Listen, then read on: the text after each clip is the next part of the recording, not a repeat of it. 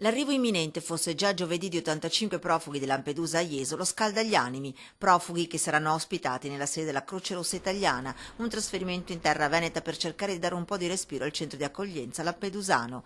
Una decisione che ha fatto salire sulle barricate i leghisti di Jesolo, i quali hanno chiesto al presidente della regione Veneto Luca Zaia di intervenire.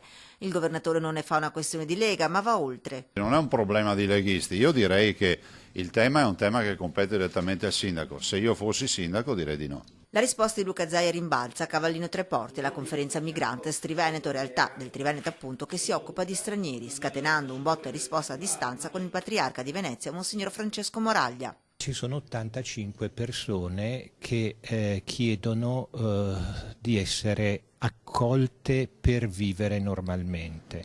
Quindi se Papa Francesco pone la persona al centro, al di là di quello che possono essere anche le visioni ideologiche, credo che bisogna rispettare questa centralità della persona. La questione immigrazione rimane un punto dolente per il Veneto, popolo di migranti. Il problema dell'immigrazione non è un problema nostro. Quanto all'ospitalità, direi che noi abbiamo già fatto la nostra parte in passato, la faccia qualcun altro. Capisco i disagi, capisco che certe popolazioni siano sotto una pressione maggiore di altre, però sono convinto che la nostra cultura veneta, oltre ad amare la propria identità, e fa bene ad amare la propria identità, sia anche una cultura capace di accogliere.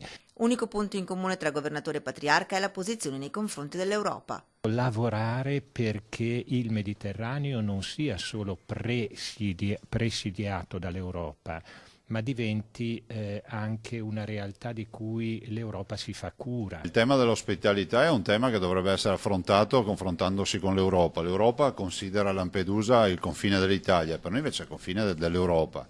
È totalmente latitante questa Europa, ha lasciato l'Italia da sola. Un fenomeno, quello dell'immigrazione e della mobilità delle persone, che è diventato parte della vita quotidiana. Sono 232 milioni le persone in mobilità per varie ragioni e la crisi economica ha messo in luce un ulteriore aspetto. Sono circa 50.000 gli italiani tra il 2011 e il 2012 che hanno lasciato il paese in cerca di fortuna, 13.000 in più rispetto ai 37.000 stranieri che hanno chiesto asilo in Italia.